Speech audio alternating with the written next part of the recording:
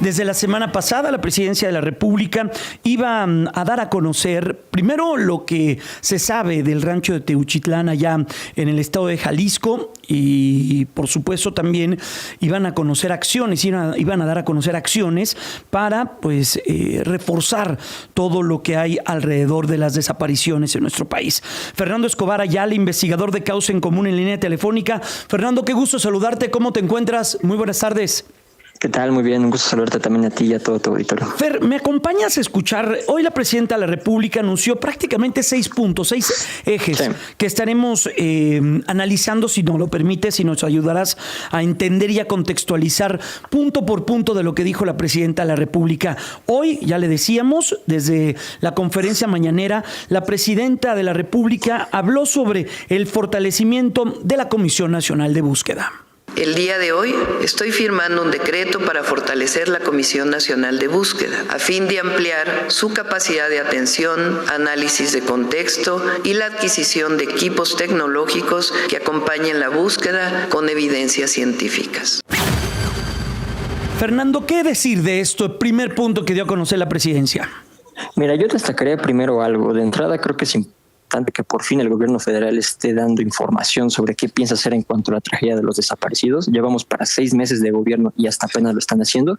Sin embargo, respecto a este punto, la historia reciente de la Comisión Nacional de Búsqueda nos muestra que hoy en día es una institución sumamente debilitada, en buena medida capturada por la órbita del partido gobernante y que, yo considero que sí es muy relevante que se le dote de mayores recursos, principalmente si lo que se quiere mejorar es su apartado tecnológico. Hoy en día la Comisión Nacional de Búsqueda administra, por ejemplo, el Registro Nacional de Personas Desaparecidas y la Presidenta plantea facilitar la interconexión entre este registro y, por ejemplo, las bases de datos del RENAPO y las biométricas del INE.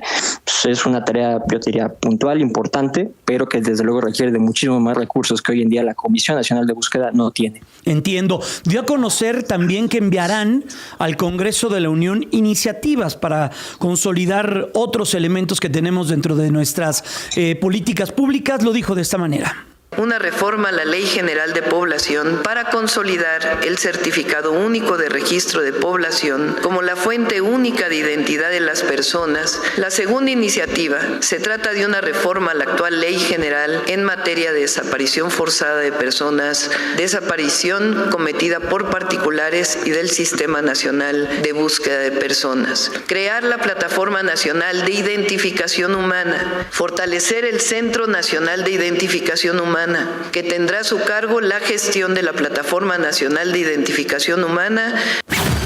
¿Esto qué significa, Fernando? Pues mira, son una larga lista de presuntas reformas que se quieren establecer en la ley general, sobre todo la ley general en materia de desaparición, pero yo te diría, creo que estas propuestas, digámoslo así, que está presentando el gobierno federal, no son más que reciclajes de cosas que ya están dichas en la ley general y que creo que lo principal que evidencian es toda una larga lista de omisiones, de retrasos y de negligencias que cometió el gobierno anterior en cuanto al cumplimiento de esta ley. Dentro de ello te diría, creo que hay cosas muy pertinentes. Algo que me llama mucho la atención es esta nueva Plataforma Nacional de Identificación Humana. De hecho, en la ley general ya existe una plataforma de este tipo, que es el Banco Nacional de Datos Forenses, que se supone que tiene que ser operado por la Fiscalía General, pero que a la fecha simplemente no hay información pública de cómo está operando este registro. Entonces, habría que ir punto por punto, pero lo que sí yo considero como un balance general es se están reciclando cosas que ya dicen la ley, bajo la pretensión, creo, de querer mostrar ante la ciudadanía que el gobierno federal quiere tomar acciones contundentes. ¿Cosas que ya tenemos y que no hemos utilizado, Fernando? Totalmente, es decir, son herramientas que se han construido con mucho retraso o que simplemente no tenemos información de cómo operan. Un ejemplo, como te comentaba, este Banco Nacional de Datos Forenses que ya existe, o incluso otra cosa muy pertinente, ¿no?, que seguramente ahorita discutiremos. Se habla de homologar tipos penales y de protocolos de investigación. Estamos hablando de una ley que ya va a cumplir 7 años de vigencia. Y mira, 7 años y hasta apenas están poniendo atención a estos temas tan básicos. Estoy platicando con Fernando Escobar Ayala, investigador de Causa en Común. Otro de los puntos, el tercero de la Presidenta, fue nuevos protocolos para generar búsquedas Búsquedas de esta manera. Incorporar en la ley nuevos protocolos que permitan generar una alerta de búsqueda inmediata de todas las corporaciones y entidades del país, así como abrir de inmediato carpetas de investigación por el delito de desaparición o no localización sin necesidad de esperar 72 horas, como todavía ocurre en algunos estados de la República. Darle celeridad a ese tipo de situaciones, ¿no, Fernando? Te diría, por esto no es necesario reformar la ley. La ley misma ya dice que la búsqueda inmediata es una obligación de las autoridades y un derecho de las víctimas. No hay ninguna modificación que hacer ahí.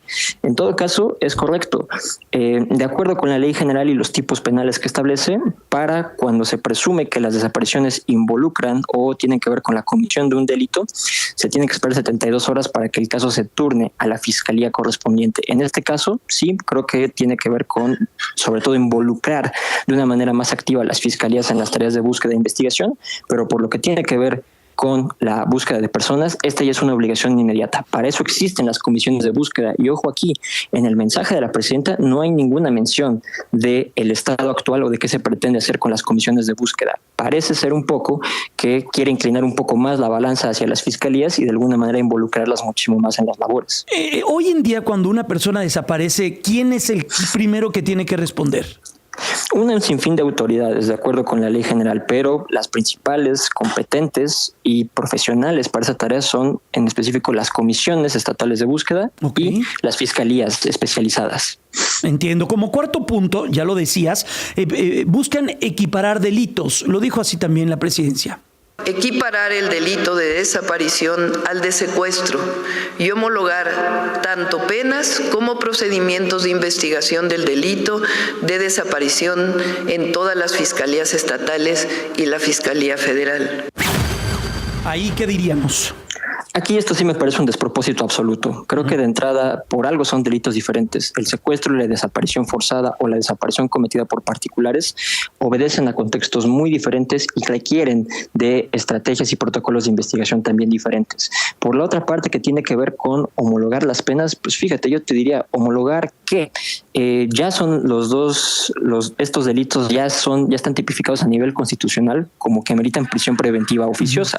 En todo caso, lo único que se tendría que homologar es el castigo carcelario. Estamos hablando que si lo pretenden homologar al nivel máximo, sería imponer, en el caso de que se haya culpabilidad en los casos de desaparición forzada o desaparición cometida por particulares, 140 años de cárcel. Yo te diría, ¿esto en qué reditúa? ¿Esto de qué manera significa justicia para las víctimas? En todo caso, es saturar o ponerle más peso y más obligaciones a un sistema penitenciario que ya de por sí es muy deficiente, ¿no? Y un poder judicial que está rebasado, ¿no? También. Totalmente, para este delito y para muchos otros. En la quinta posición, en el quinto punto, establece algo que ustedes han destacado con análisis y estadística, el tema que tiene que ver con investigaciones, lo dijo así.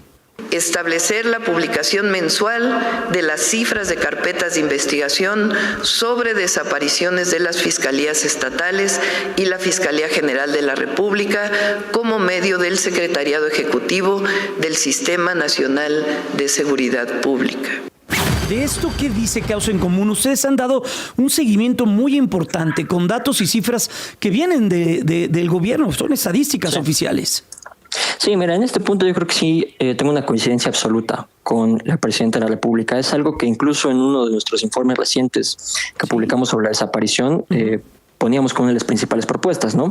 Las cifras de incidencia delictiva que mes con mes presenta el Secretariado Ejecutivo no incluyen datos ni sobre víctimas ni sobre carpetas de investigación para los delitos de desaparición forzada y desaparición cometida por particulares.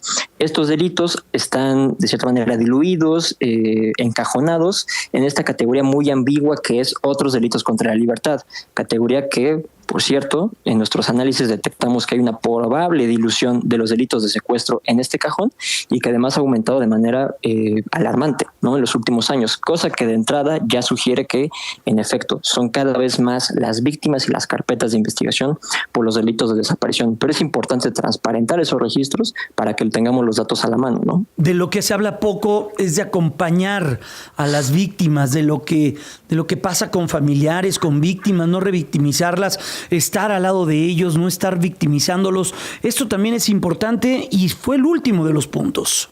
fortalecer la Comisión Ejecutiva de Atención a Víctimas para el acompañamiento, apoyo y asesoría a todos los familiares que tienen alguna persona desaparecida.